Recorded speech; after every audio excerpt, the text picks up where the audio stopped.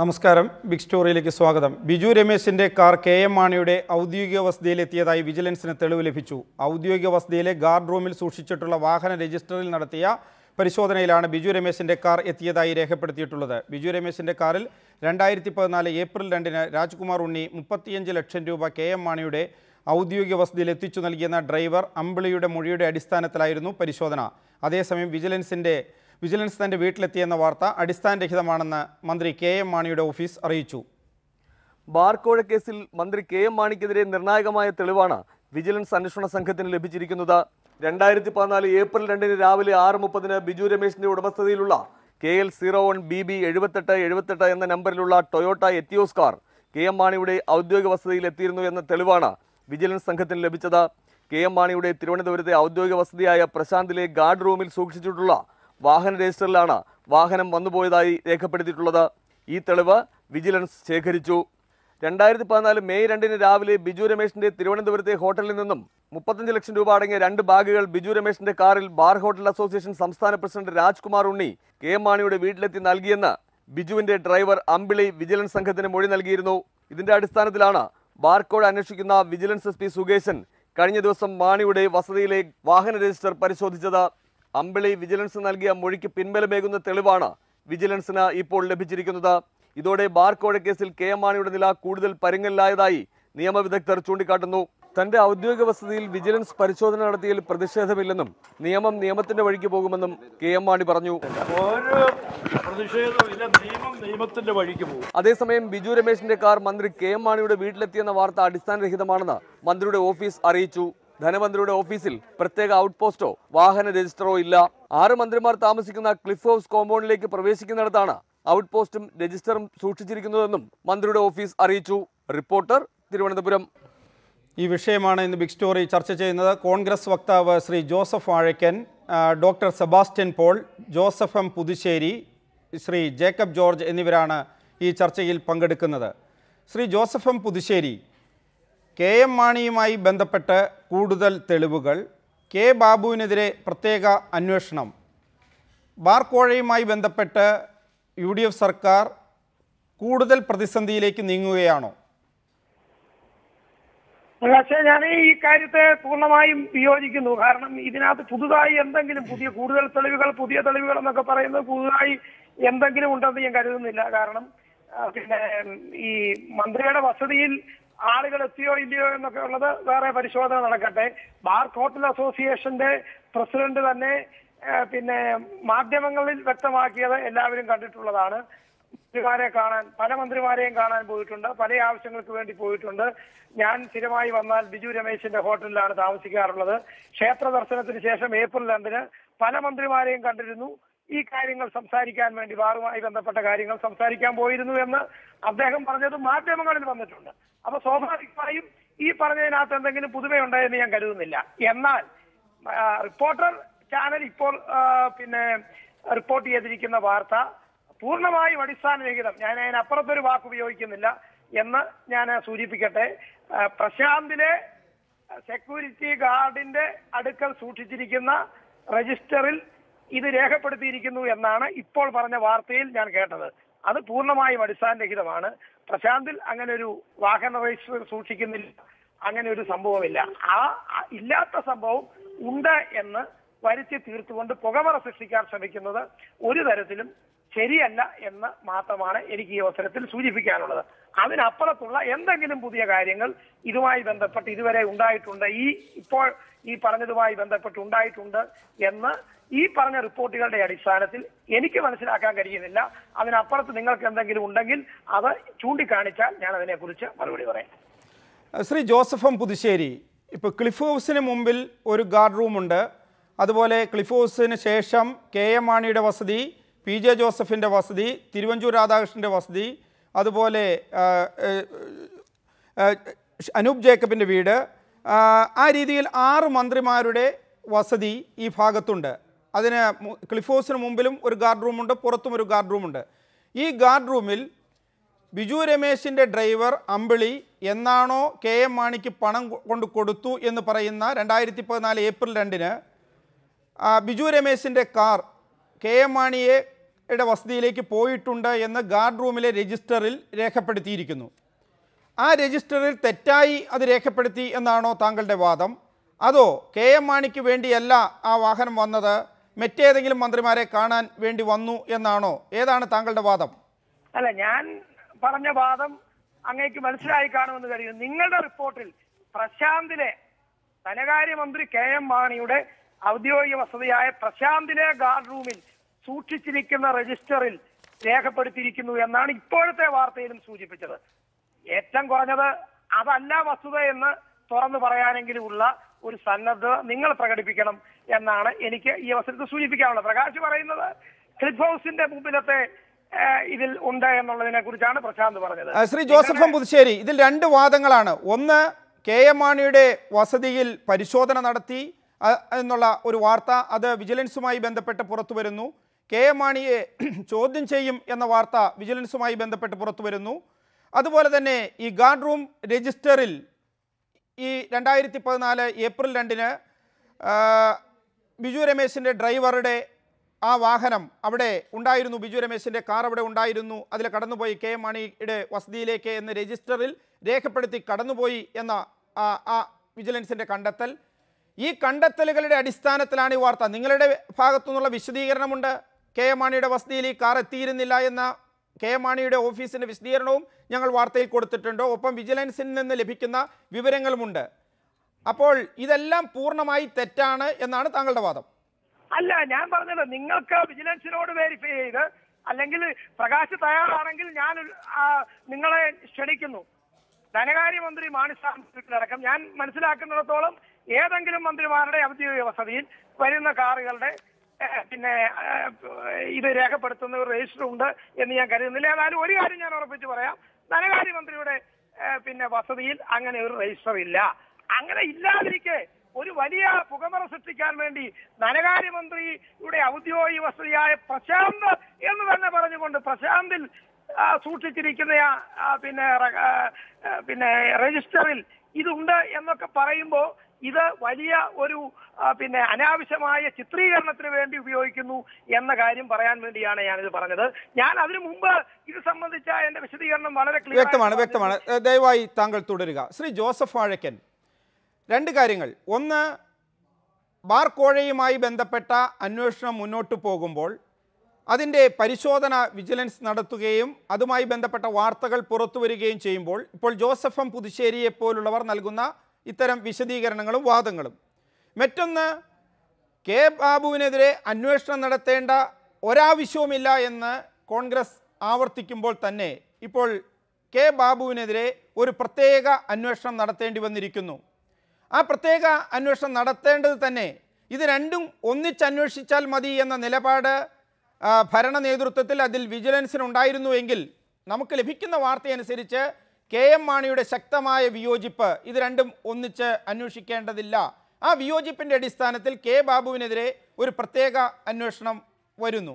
അപ്പോൾ ഇതെല്ലാം കാണിക്കുന്നത് ഒന്ന്, UDF-നകത്ത് ഈ അന്വേഷണം സംബന്ധിച്ച തർക്കമുണ്ട് എന്ന കാര്യം, അതുപോലെ തന്നെ കോൺഗ്രസിനകത്ത് ഇപ്പോൾ തൻ്റെ സഹപ്രവർത്തകരാരും ഇത് ചെയ്യുന്നില്ല എന്നൊക്കെ കെ ബാബു ആവർത്തിക്കുമ്പോൾ തന്നെ അതുമായി ബന്ധപ്പെട്ട ചില തർക്കങ്ങൾ. അങ്ങനെ UDF-നകത്തും കോൺഗ്രസിനകത്തും ബാർക്കോഴ പുതിയ ആയുധമായി മാറുന്നുണ്ടോ? ഒരായുധവുമായിട്ട് മാറുന്നില്ല. ശ്രീ കെ ബാബുവിനെ സംബന്ധിച്ചിടത്തോളം നമ്മൾ നേരത്തെ എന്ന് വെച്ചാൽ മാസങ്ങളായി ഇപ്പോൾ മാണിസാറിൻ്റെ കേസിൽ FIR വന്ന വിഷയം മുതൽ നമ്മൾ സംസാരിക്കുന്ന ഒരു കാര്യമാണ് Lalithakumari versus state of UP. അതിൻ്റെ അടിസ്ഥാനത്തിൽ ഒരു വിഷയം വന്നു കഴിഞ്ഞാൽ ആ കാര്യത്തെക്കുറിച്ച് ഒരു പ്രാഥമിക അന്വേഷണം നടത്താനുള്ള ഉത്തരവാദിത്വവും ബാധ്യതയും വിജിലൻസിൽ നിക്ഷിപ്തമായതുകൊണ്ട് അവരാ ദൗത്യം നിർവഹിക്കുന്നു. ഒരാളൊരു പരാതി കൊടുത്തിരിക്കുന്നു, പരാതി പറഞ്ഞിരിക്കുന്നു, 168 അനുസരിച്ച് മൊഴി കൊടുത്തിരിക്കുന്നു. സ്വാഭാവികമായിട്ടും അതിന്മേലൊരു അന്വേഷണം, ഒരു പ്രാഥമികമായൊരു അന്വേഷണം നടത്തുവാനുള്ള ഉത്തരവാദിത്വമുള്ളത് കൊണ്ട് അത് അവർ നിർവഹിക്കുന്നു എന്ന് മാത്രമേ ഉള്ളൂ. അതിനകത്ത് മറ്റൊന്നും അതിനേക്കാൾ കൂടുതലായി കാണുകയോ കൂട്ടി വായിക്കുകയോ ഒന്നും ചെയ്യേണ്ടതില്ല. ഡോക്ടർ സെബാസ്റ്റ്യൻ പോൾ, ജോസഫ് എം പുതുശ്ശേരിയുടെ അല്ലെങ്കിൽ കേരള കോൺഗ്രസിൻ്റെ വാദം KM മാണിയെ ബന്ധപ്പെടുത്തുന്ന ഒരു തെളിവും ഇപ്പോഴും ലഭിച്ചിട്ടില്ല എന്നാണ്. ഇപ്പോൾ ബിജു രമേശിൻ്റെ കാർ എപ്പോഴാണ് ബിജു രമേശ് ആരോപിക്കുന്നത് ബിജു രമേശിൻ്റെ ഡ്രൈവർ പണം കൊണ്ടുപോയി രാജ്കുമാർ ഉണ്ണിക്ക് കൊടുക്കുകയും അത് കെ എം മാണിയുടെ ഔദ്യോഗിക വസതിയിൽ വച്ച് രാജ്കുമാർ ഉണ്ണിയുടെ കയ്യിൽ നിന്ന് കെ എം മാണി വാങ്ങുകയും ചെയ്യുന്നു എന്ന് പറയുന്ന 2014 ഏപ്രിൽ 2 ആ ദിവസം ആ സമയത്ത് ബിജു രമേശിൻ്റെ കാർ ഗാർഡ് റൂം രജിസ്റ്ററിൽ അതിലെ കെ എം മാണിയുടെ വസതിയിലേക്ക് കടന്നുപോയതായി രേഖപ്പെടുത്തിയിരിക്കുന്നു. അതിനെക്കുറിച്ച് കെ എം മാണിയുടെ വസതിയിൽ ഒരു പ്രത്യേക രജിസ്റ്റർ ഇല്ല എന്നും ക്ലിഫ് ഹൗസിന് മുന്നിലുള്ള രജിസ്റ്ററിൽ രേഖപ്പെടുത്തിയത് അതുമായി ബന്ധമില്ല എന്നുമുള്ള ഒരു വാദമാണ് 6 മന്ത്രിമാരുടെ വസതിയുണ്ട് ആ കോമ്പൗണ്ടിൽ എന്ന വാദമാണ് ഇന്നിപ്പോൾ മാണിയുടെ ഓഫീസ് ഉന്നയിക്കുന്നത്. മറുവശത്ത് കെ ബാബുവിനെതിരെ ഒരന്വേഷണവും നടത്തേണ്ട കാര്യമില്ല. ബിജു രമേശ് എന്ന് പറയുന്നത് നഷ്ടം സംഭവിച്ച ഒരു വ്യവസായിയാണ്. ആ വ്യവസായിയുടെ ഇത്തരം പുലമ്പലുകൾക്ക് ഒരർത്ഥവുമില്ല എന്ന് പറഞ്ഞ് ഇന്നലെ വരെ ഇത് നിഷേധിച്ചിരുന്നവർക്ക് ഇന്നിപ്പോൾ ഒരു പ്രത്യേക അന്വേഷണം നടത്തേണ്ടി വന്നിരിക്കുന്നു. ഒന്നിച്ച് അന്വേഷണം നടത്താൻ തീരുമാനിച്ചു. കെ എം മാണിയുടെ എതിർപ്പ് മൂലം അത് നടന്നില്ല. പ്രത്യേക അന്വേഷണം. അപ്പോൾ ഈ അന്വേഷണങ്ങൾ ഈ രീതിയിലാണെങ്കിൽ കൃത്യതയോടുകൂടി മുന്നോട്ട് പോകുമോ, അതോ വി എസ് അച്യുതാനന്ദൻ ആരോപിക്കുന്നത് പോലെ പിന്നാമ്പുറത്തു പോയി അന്വേഷണം നടത്തി എന്ന് ബോധ്യപ്പെടുത്തുന്ന ഒരു അന്വേഷണം അതായി ഇത് ചുരുങ്ങുമോ? അല്ല, എനിക്ക് തോന്നുന്നു അങ്ങനെ ഒഴിവാക്കാൻ പറ്റാത്ത അവസ്ഥയിൽ ഈ അന്വേഷണം എത്തിച്ചേർന്നിരിക്കുകയാണ്. കാരണം ഇപ്പോൾ ജോസഫ് പുതുശ്ശേരിയൊക്കെ പറയുന്നത് പോലെ ബിജു രമേശിന്റെ കാറ് ഏപ്രിൽ 2 അവിടെ എത്തിയോ രജിസ്റ്ററിൽ രേഖപ്പെടുത്തിയോ എന്നുള്ളതല്ല വിഷയം. കെ എം മാണി, ധനമന്ത്രി കെ എം മാണി ബാർ ഉടമകളിൽ നിന്ന് പണം വാങ്ങി, അതുതന്നെ വീട്ടിൽ ചെന്ന് ഉടമകൾ പണം കൊടുത്തു. അതാണ് ബിജു രമേശിന്റെ ആക്ഷേപം. ബിജു രമേശ് ഒരു തീയതി പറയുന്നുണ്ട്, സമയം പറയുന്നുണ്ട്. ആ തീയതിയും സമയവും ശരിവയ്ക്കുന്ന രീതിയിൽ ഒരു എൻട്രി അന്വേഷണ ഉദ്യോഗസ്ഥർ ഇപ്പോൾ കണ്ടെത്തിയിരിക്കുന്നു. അതിനപ്പുറത്തേക്ക് ഇന്നത്തെ ഈ വാഹന മൂവ്മെന്റ് രജിസ്റ്ററിന് പ്രത്യേകിച്ച് പ്രാധാന്യമൊന്നുമില്ല. നിരവധിയായ തെളിവുകളിൽ ഒന്ന് മാത്രമായി ഇത് മാറും. ആ തെളിവ് ശരിയാകാം, ശരിയല്ലാത്തതാകാം. പക്ഷെ ഇവിടെ കാതലായ വിഷയം കെ എം മാണിക്കെതിരെ ഉന്നയിക്കപ്പെട്ടിരിക്കുന്ന ആരോപണം, അദ്ദേഹം പണം വാങ്ങി എന്ന ആരോപണം, അത് തെളിയിക്കപ്പെടുന്നുണ്ടോ ഇല്ലയോ എന്നുള്ളതാണ്. അത് തെളിയിക്കുന്നതിനുള്ള പരിശ്രമത്തിൽ വിജിലൻസ് ഏർപ്പെട്ടിരിക്കുന്നു എന്നതാണ് ഇതിൽ നിന്ന് മനസ്സിലാക്കേണ്ടത്. ആ പരിശ്രമം സ്വാഗതാർഹമാണ്. ആ പരിശ്രമത്തിൽ ശേഖരിക്കപ്പെടേണ്ടതായ നിരവധി തെളിവുകൾ, നിരവധി സൂചനകൾ, അതിൽ കേവലമായ ഒന്ന് മാത്രമാണ് ഇന്നത്തെ ഈ കാർ അറൈവൽ അല്ലെങ്കിൽ ആ രജിസ്റ്ററിലെ എൻട്രി എന്ന് പറയുന്നത്. കെ ബാബുവിനെതിരെയുള്ള കാര്യത്തിലും ഈ രണ്ട് കാര്യത്തിലും നിരന്തരം ആവർത്തിക്കപ്പെടുന്നത് തെളിവെവിടെ എന്നാണ്. പുതിയ കാര്യങ്ങളൊന്നും പറയുന്നില്ല. ഇത് മാത്രമാണ് ഈ നമ്മൾക്ക് കേട്ടുകൊണ്ടിരിക്കുന്നത്. കെ ബാബുവിനെതിരെ ആയാലും കെ എം മാണിക്കെതിരെ ആയാലും തെളിവുകൾ ഓരോന്നോരോന്നായി പുറത്ത് വന്നുകൊണ്ടിരിക്കുന്നുണ്ട്. അത് ഇനിയും കൂടുതലായി വരും. ഇവിടെ കെ ബാബുവിനെതിരെ നടത്തും എന്നിപ്പോൾ പറയുന്ന അന്വേഷണം, ആ അന്വേഷണത്തിൽ നിന്ന് ഗവൺമെന്റിന് ഒഴിഞ്ഞു പോകാൻ കഴിയാത്ത രീതിയിൽ നിയമപരമായ ചില കാര്യങ്ങളൊക്കെ ഉണ്ട്. അതിന്റെ അടിസ്ഥാനത്തിലാണ് ഇപ്പോൾ വിജിലൻസ് അന്വേഷണം ആകാം എന്ന് വന്നിരിക്കുന്നത്. അത് അത്ര നിസ്സാരമായി ചെറുതായി തള്ളിക്കളയേണ്ട ഒന്നല്ല. ശ്രീ ജേക്കബ് ജോർജ്, ഗ്രൂപ്പ് തലത്തിലും മുന്നണിയിലെ ഘടകകക്ഷി തലത്തിലുമുള്ള സമ്മർദ്ദത്തെ വിജിലൻസിന് മറികടക്കാൻ കഴിയുമോ? ഗ്രൂപ്പ് തല സമ്മർദ്ദം വിജിലൻസ് അന്വേഷണത്തിൽ അതൊരു പ്രധാനപ്പെട്ട ചോദ്യമാണ്. രാഷ്ട്രീയ രംഗത്ത് സാധാരണഗതിക്ക് ആർക്കും സംശയം ഉണ്ടാക്കുന്ന ചോദ്യമാണ്. പക്ഷെ ഞാൻ മനസ്സിലാക്കിയിടത്തോളം ഇതിൽ വിജിലൻസ് വളരെ കൃത്യമായി കണിശത്തോടെ ശുഷ്കാന്തിയോടെ ആണ് അന്വേഷണം നടത്തുന്നത്. അതാണല്ലോ ഇപ്പോ ഒരു തെളിവ് സാക്ഷിമൊഴി വന്നു, അതോടൊപ്പം തന്നെ അതിന് സപ്പോർട്ടിംഗ് എവിഡൻസ് ആയിട്ട് കാർ പോയ ആ കാർ അവിടെ ചെന്നിരുന്നു, പോലീസിന്റെ രജിസ്റ്ററിൽ നിന്ന് നമ്പരെടുക്കുന്നു. അത് തന്നെയല്ലേ നമ്മളിത് ചർച്ച ചെയ്യാത്ത വേറൊരു വിഷയം കൂടെ ഉണ്ട്. ഈ പറയുന്ന അമ്പിളിയുടെയും മറ്റേ ബാർ മുതലാളിമാരുടെയും ഒക്കെ കോൾ ഡീറ്റെയിൽസ് എടുത്തിട്ടുണ്ട്. ആ സമയത്ത്, ആ പ്രത്യേക സമയത്ത് അവർ എവിടെയായിരുന്നു? അവർ ക്ലിഫ് ഹൗസ് പരിസരത്തുണ്ടോ? ഒരു കാര്യം ഞാൻ പറയാം പ്രകാശേ, ഞാൻ പലതവണ അവിടെ ക്ലിഫ് ഹൗസ് പരിസരത്ത് ഞാൻ പോയിട്ടുണ്ട്. എന്റെ കാർ ഇതുവരെയും ഒരു പോലീസുകാരും കൈനീട്ടി നിർത്തുകയോ നമ്പർ ചോദിക്കുകയോ, ചിലപ്പോൾ അവർക്ക് നമ്പർ എഴുതിയെടുക്കാം, ഏത് വീട്ടിലേക്കാണ് പോകുന്നത്, ആരെ കാണാനാണ് പോകുന്നത്, ഇതുവരെയും ചോദിച്ചിട്ടില്ല. അപ്പൊ പക്ഷെ ചില കാരണങ്ങൾ അവർ നോക്കുന്നുണ്ടാവും. അതോ ഏതോ ആൾക്കാരെ കണ്ടിട്ട് മനസ്സിലാവാത്തതൊക്കെ ചോദിച്ചിട്ടുണ്ടാവാം. പക്ഷെ എന്റെ അഭിപ്രായം അത് കൃത്യമായിട്ട് വരുന്ന കാറുകളുടെ എല്ലാ കാറുകളുടെയും നമ്പർ അവിടെ രേഖപ്പെടുത്തണം. കാരണം അതൊരു സെക്യൂരിറ്റി ഏരിയയാണ്, കേരളത്തിന്റെ ഭരണ കേന്ദ്രമാണ്. അവിടെ കൈക്കൂലി കൊടുക്കാൻ പോകുന്നവരാണെങ്കിൽ അത് അറിയണമല്ലോ, ഒരു രേഖ വേണമല്ലോ. തീർച്ചയായിട്ടും അതൊരു അന്വേഷണം, അത് വളരെ ശുഷ്കാന്തി അക്കാര്യത്തിൽ കാണിക്കേണ്ടതാണ് എന്നാണ് എന്റെ അഭിപ്രായം. പക്ഷെ ഇവിടെ രമേശ് ചെന്നിത്തല എനിക്ക് തോന്നുന്നു ഈ വിജിലൻസ് അന്വേഷണത്തിൽ ഇടപെടാതിരിക്കുകയാണ്. അനുകൂലിച്ചോ എതിർത്തോ ഇടപെടാതിരിക്കുകയാണ്. കാര്യങ്ങൾ ആ വഴിക്ക് പോകട്ടെ എന്നായിരിക്കണം അദ്ദേഹത്തിന്റെ അഭിപ്രായവും ആഗ്രഹവും. രണ്ടാമത്തെ കാര്യം, രമേശ് ചെന്നിത്തലയ്ക്ക് ഇത് നിയന്ത്രിക്കണം എന്ന് എന്തെങ്കിലും ആഗ്രഹം ഉണ്ടെങ്കിൽ തന്നെ ജേക്കബ് തോമസ് ഈ അന്വേഷണത്തിന് നേതൃസ്ഥാനത്തിരിക്കുന്നിടത്തോളം കാലം അത് നടക്കത്തുമില്ല എന്നാണ് എന്റെ അഭിപ്രായം. എന്റെ ഒരു കാഴ്ചപ്പാട് അത് തന്നെയാണ്. ജേക്കബ് തോമസ് അദ്ദേഹത്തെ നിയന്ത്രിക്കാനോ അദ്ദേഹത്തിന്റെ മേൽ സമ്മർദ്ദം ചെലുത്താനോ ഇന്നത്തെ സ്ഥിതിക്ക് ഒരു രാഷ്ട്രീയ കേന്ദ്രത്തിനും സാധ്യമല്ല എന്നുള്ള കാര്യം കൂടി നാം ഓർക്കണം. ഡോക്ടർ സെബാസ്റ്റ്യൻ പോൾ, ഇപ്പോൾ ശ്രീ ജേക്കബ് ജോർജ് ചൂണ്ടിക്കാണിക്കുന്നത് പോലെ വിജിലൻസ് ഡയറക്ടറുടെ വ്യക്തിപരമായ ഒരു മേന്മ, അദ്ദേഹം സത്യസന്ധനാണ് എന്ന പൊതു അഭിപ്രായം, അതനുസരിച്ചാണോ ഈ കേസ് നീങ്ങുന്നത്? അങ്ങനെയാണെങ്കിൽ KM മാണിക്കെതിരെ ആരോപണം ഉയർന്നു. ഇപ്പോൾ VS അച്യുതാനന്ദൻ ചൂണ്ടിക്കാണിച്ചതുപോലെ ഗാർഡ് റൂം രജിസ്റ്റർ പരിശോധിച്ചിട്ട് തിരിച്ചു പോരുന്നു. പാലായിലെ KM മാണിയുടെ വസതിയിൽ ഇത് സംബന്ധിച്ച് അന്വേഷണം നടക്കുന്നില്ല. ഇപ്പോഴും മാണിയെ ചോദ്യം ചെയ്യും എന്നേ പറയുന്നുള്ളൂ. അതുപോലെ തന്നെ K ബാബുവിനെതിരെ 164 സ്റ്റേറ്റ്മെൻറ്റ് എടുത്തിട്ട് അല്ലെങ്കിൽ VS അച്യുതാനന്ദൻ ഇത് സംബന്ധിച്ച് പരാതി നൽകിയിട്ട് ഇത്രയും ദിവസമായി VSന് മറുപടി നൽകിയിട്ടില്ല. ഇപ്പോൾ തിങ്കളാഴ്ച ഇത് VS ഹൈക്കോടതിയിലേക്ക് നീങ്ങുന്നു എന്ന് തോന്നിയപ്പോഴാണ് ഇന്നിപ്പോൾ K ബാബുവിനെതിരെ ഒരു അന്വേഷണം വരുന്നത്. കോടതിയുടെ സമ്മർദ്ദവും നിയമത്തെക്കുറിച്ചുള്ള ചില ഭയവും, അതേസമയം ഈ കേസ് ഒതുക്കി തീർക്കാൻ ബോധപൂർവം നടത്തുന്ന ശ്രമം, അതിൻ്റെ ഗ്രൂപ്പ് തലത്തിൽ അതുപോലെ തന്നെ പാർട്ടികൾ തമ്മിലുമുള്ള താല്പര്യം, ഇതിനപ്പുറത്തേക്ക് ഇതിൻ്റെ സത്യാവസ്ഥ ഇന്നത്തെ സാഹചര്യത്തിൽ വിജിലൻസിന് പുറത്തു കൊണ്ടുവരാൻ കഴിയുമെന്ന് തോന്നുന്നുണ്ടോ? അല്ലെ, എത്ര ഒതുക്കിയാലും ചില കാര്യങ്ങൾ ഒതുങ്ങാതെ വരും. അത്തരത്തിൽപ്പെട്ട ഒരു കാര്യമായി ഈ ബാർ കോഴ വിവാദം മാറിക്കൊണ്ടിരിക്കുകയാണ്. വിവാദം വന്നത് 2 മന്ത്രിമാർക്കെതിരെയാണ്. ആ 2 മന്ത്രിമാരും കരുത്തരാണ്. ഒരാൾ സ്വന്തം നിലയിൽ തന്നെ KM മാണി, മറ്റേയാൾ ഉമ്മൻചാണ്ടിയുടെ നിഴൽ എന്ന നിലയിൽ K ബാബു. കരുത്തരായ ഈ 2 മന്ത്രിമാർക്കെതിരെയുള്ള അന്വേഷണം എന്ന് പറഞ്ഞാൽ അത് ഈ മന്ത്രിസഭയെ മൊത്തത്തിൽ ബാധിക്കുന്ന ഒന്നാണ്. അതുകൊണ്ടാണ് വാഴക്കനായാലും പുതുശ്ശേരി ആയാലും നിരന്തരം ആവർത്തിക്കുന്നത് തെളിവോടെ പുതിയ കാര്യങ്ങൾ എന്ത് എന്നൊക്കെ അവർ ചോദിക്കുന്നത്. പക്ഷെ അങ്ങനെയൊക്കെ ചോദിക്കുമ്പോഴും നിയമം അവർ പറയുന്നത് പോലെ തന്നെ നിയമത്തിന്റെ വഴിയെ മുന്നോട്ട് പോയിക്കൊണ്ടിരിക്കുകയാണ്. വിജിലൻസ് ഡയറക്ടറുടെ സത്യസന്ധതയെക്കുറിച്ച്, നിഷ്പക്ഷതയെക്കുറിച്ച്, ധീരമായ നിലപാട് സ്വീകരിക്കുന്നതിനുള്ള അദ്ദേഹത്തിന്റെ പ്രാപ്തിയെക്കുറിച്ച് എനിക്ക് സംശയമില്ല. അതുകൊണ്ട് അന്വേഷണം പല വഴിക്ക് മുന്നോട്ട് പോകുന്നുണ്ടാവണം. എല്ലാ കാര്യങ്ങളും വെളിപ്പെടുത്തിക്കൊള്ളണം എന്നുമില്ല. ഇപ്പോൾ നമുക്ക് ചില സൂചനകൾ കിട്ടുന്നതും ആ സൂചനകളുടെ അടിസ്ഥാനത്തിൽ ഇന്നത്തെ ഇപ്പോൾ ഈ ബിജു രമേശിന്റെ കാർ രേഖ ഉൾപ്പെടെ നാം മനസ്സിലാക്കേണ്ടത് അന്വേഷണം സജീവമായി തന്നെ നിൽക്കുന്നു, സജീവമായി മുന്നോട്ട് പോകുന്നു എന്നതാണ്. നിയമത്തിന്റെ സ്വാഭാവികമായ സമ്മർദ്ദം, കോടതികളുടെ ഇടപെടൽ, അന്വേഷണ ഉദ്യോഗസ്ഥരുടെ സത്യസന്ധത, പൊതുസമൂഹത്തിന്റെ ഒരു നിരീക്ഷണം എല്ലാം ചേരുമ്പോൾ അന്വേഷണം മുന്നോട്ട് തന്നെ പോകും എന്നാണ് ഞാൻ കരുതുന്നത്. ശ്രീ ജോസഫ് വാഴക്കൻ, ഈ കാര്യത്തിൽ ഒരു ജനാധിപത്യ പ്രസ്ഥാനം എന്ന നിലയിൽ കോൺഗ്രസിന്, സർക്കാരിന് നിയമത്തിൻ്റെ വഴിക്ക് പോകും എന്ന് പറയുമ്പോൾ, ഇപ്പോൾ താങ്കൾ തന്നെ ഇതുപോലുള്ള ചർച്ചകളിൽ നേരത്തെ പറഞ്ഞതാണ് K ബാബുവിനെതിരെ എന്ത് തെളിവാണുള്ളത്, K ബാബുവിനെതിരെ എന്തിന് അന്വേഷണം നടത്തണം.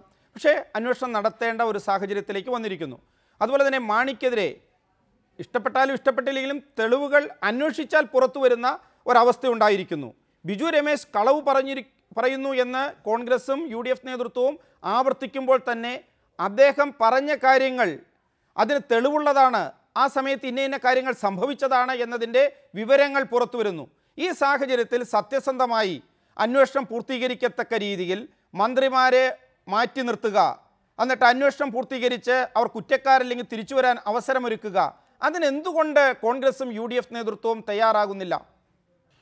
പ്രകാശേ, ഞാൻ K ബാബുവിന് ഇവിടെ തെളിവെവിടെ എന്നൊക്കെ ഞാൻ ചോദിച്ചു എന്ന് പറഞ്ഞു. ലോജിക്കലല്ലാതെ ഞാൻ കൃത്യമായ ബോധ്യങ്ങളുടെ അടിസ്ഥാനത്തിലല്ലാതെ സംസാരിക്കാറില്ല. ഞാൻ അങ്ങനെ തെളിവെവിടെ എന്ന് ചോദിക്കാറുമില്ലായിരുന്നു.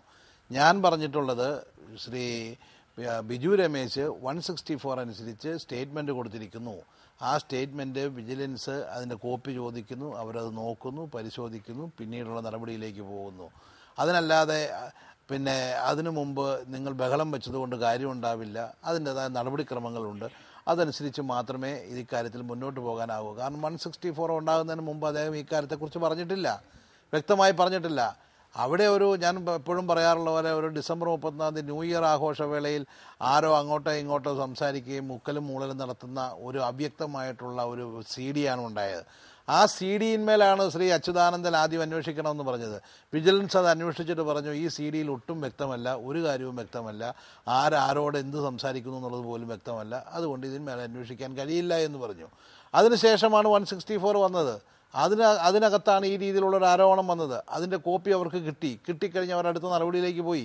അതല്ലാതെ അതിനകത്ത് വേറെ ഇതിനകത്ത് തെളിവ് എവിടെയെന്നും ചോദിച്ചൊന്നും ഞങ്ങളാരും ഒളിച്ചോടിയിട്ടില്ല. അന്വേഷണങ്ങൾ നടക്കട്ടെ എന്ന് തന്നെയാണ് പറഞ്ഞിരിക്കുന്നത്. അതുപോലെ തന്നെ KM മാണി സാറിൻ്റെ കാര്യത്തിലും ഇവിടെ 2-ാം തീയതി അവിടെ മാണി സാറിൻ്റെ വീട്ടിൽ പോയെന്ന് പറഞ്ഞു. ഒരു കാര്യം ഞാൻ ഇപ്പോൾ എഴുതി വെച്ച് തന്നേക്കാം, ഞാൻ ഈ പറയുന്ന നാളെ വാക്ക് മാറ്റില്ല. 2-ാം തീയതിയും 1-ാം തീയതിയും ആ ഒരു 2 ആഴ്ചയ്ക്കകം കേരളത്തിലെ മുഴുവൻ രാഷ്ട്രീയ നേതാക്കന്മാരെ ഏതെങ്കിലും തരത്തിലൊരു സ്വാധീനം ചെലുത്താൻ കഴിയുന്ന രാഷ്ട്രീയ നേതാക്കന്മാരുടെ മുഴുവൻ വീടുകളിൽ എല്ലാ ബാർ ഉടമകളുടെയും പ്രധാനപ്പെട്ട ആളുകൾ അവരവരുടെ സ്വാധീനമനുസരിച്ചും ബന്ധമനുസരിച്ചും പോയിട്ടുള്ളതെല്ലാം കാശ് കൊടുക്കാനല്ല, അവരുടെ ബാറുകൾ പൂട്ടിപ്പോകണം. അവരുടെ കോടിക്കണക്കിന് രൂപയുടെ വരുമാനം ഉണ്ടാക്കുന്ന വലിയൊരു സാമ്രാജ്യം എന്നേക്കുമായി പൂട്ടിപ്പോകാൻ പോകുന്നു. അത് തുറന്നു കിട്ടണം. അവരുടെ നിലനിൽപ്പിന് വേണ്ടിയുള്ള പോരാട്ടമാണ്. എല്ലായിടത്തും പോയി ഓരോ കോൺസ്റ്റിറ്റ്യുവൻസികളിലെ MLA-മാരുടെ വീടുകൾ വന്നിട്ട് പറഞ്ഞിട്ടുണ്ട് സഹായിക്കണം, ഞങ്ങൾ ഒറ്റയടിക്ക് പൂട്ടിപ്പോയാൽ ഞങ്ങൾ അവതാളത്തിലാകും, തൊഴിലാളികൾ വെള്ളത്തിലാകും, ഇതെങ്ങനെ പോകും. അതെല്ലാ വീടുകളിലും പോയിട്ടുള്ളൊരു കാര്യമാണ്.